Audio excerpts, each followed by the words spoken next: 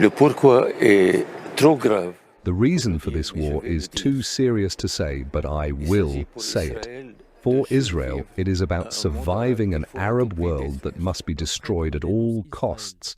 Si l'islam avait été aussi sanglant, If Islam had been as violent as it is now claimed, no Christian or Jew would have survived the Muslim conquest. n'aurait survécu à la conquête musulmane. I promise you that, after listening to the powerful speech of this Catholic priest, your view about Islam and Muslims will completely change. In an interview with Belgian journalist Michel Colon, Father Elias Zahlawi began by telling a truth about Israel that not many people dare to tell in the Western media. He was answering the following question about the situation in Syria. The Syrian war is a war that has left hundreds of thousands of dead, hundreds of thousands wounded, and tens of thousands missing. So why did all this happen? What is your assessment of the situation?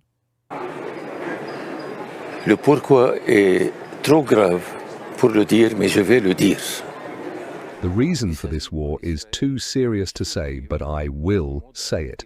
For Israel, it is about surviving an Arab world that must be destroyed at all costs.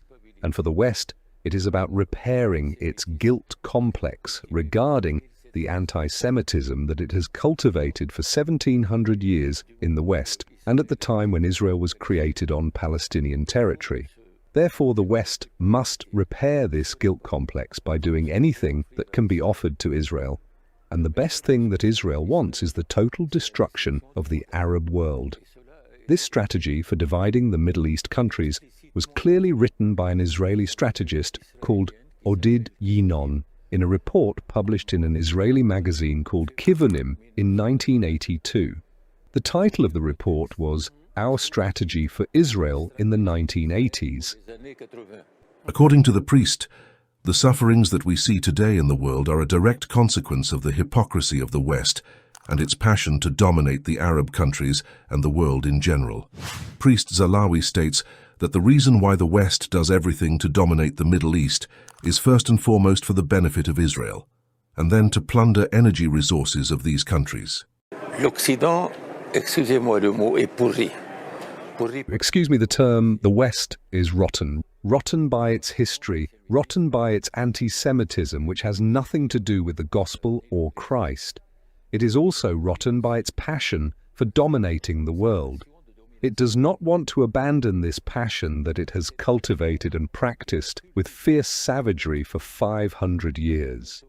Remember the words of Régis Debray when he said, "The West has taken off its colonial helmet, but its head remains colonial." So, Father, you're telling us that the root of Middle East's disaster is its oil? Exactement, pas seulement le pétrole. Pas seulement. Exactly, but not only oil. There is oil, but there is also the expansion of Western domination, especially for the benefit of Israel. But they also want to take control of the energy resources of the entire Middle East, which are enormous. The West has never been humanitarian. It is just against everything that is human, and this is visible today more than ever. The priest also spoke about one of the most discussed topics in the Western media today, Islam. In fact, since the collapse of the Soviet Union and communism, the Western perspective of Islam has increasingly become negative. Influential Western circles began to consider Islam and Muslims the main threat to the Western-dominated world hegemony.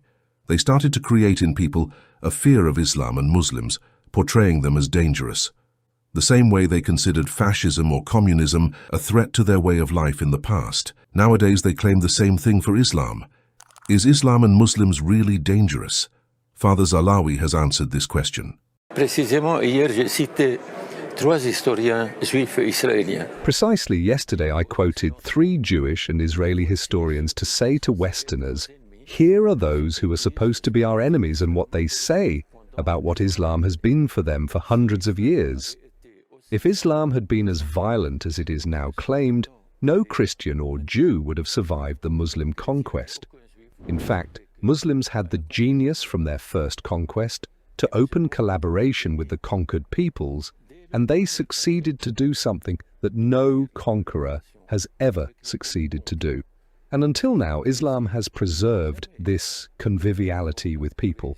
I am a priest from Damascus, I was born in Damascus in 1932, and I lived in a Christian and Muslim environment.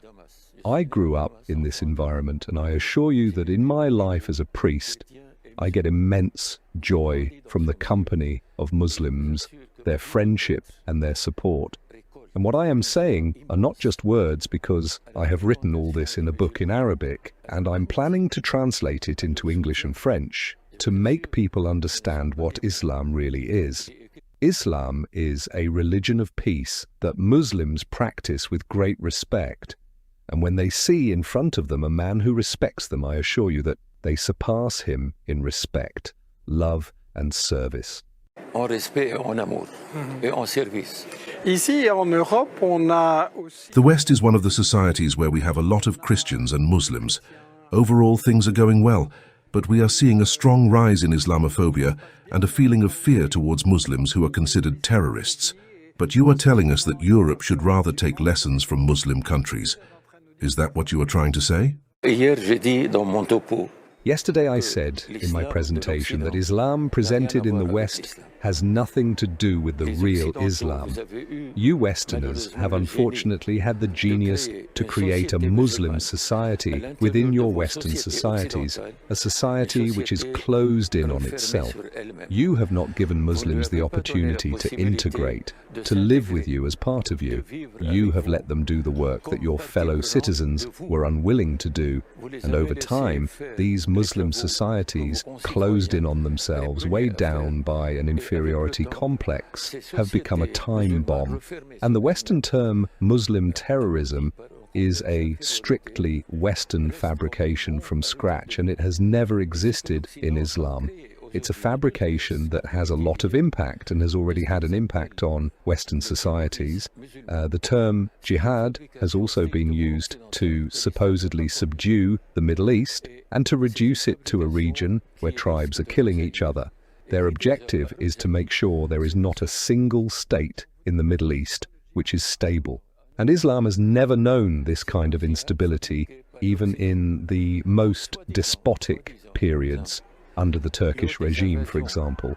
We have seen terrible upheavals in the Middle East, but the human fabric of relations between Christians, Muslims and Jews has remained the same. Believe me, I am not exaggerating. Go and read historians, and especially Jewish historians, who are supposed to tell the truth today more than ever.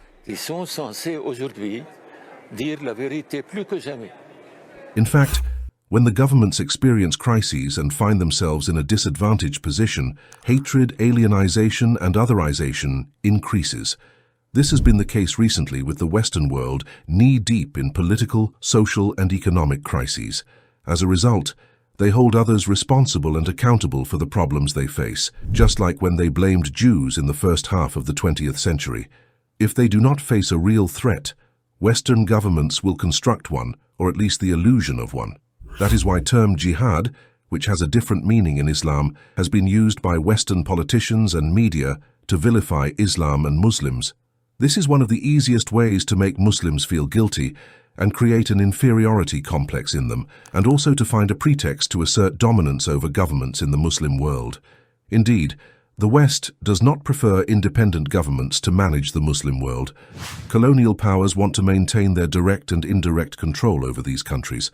Look, for instance, how France in particular has been exploiting the resources of African Muslim countries such as Mali, Niger, Senegal, Chad and others.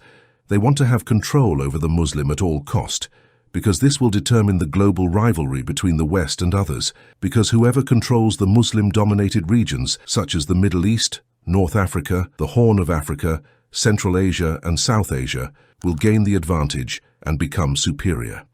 That was my brief analysis following the comments made by Father Elias Zahlawi.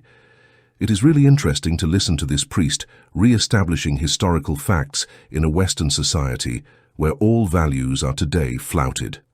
I would be very happy to read your point of view in the comment section below. Thank you for your time. May Allah bless you. Assalamu alaikum.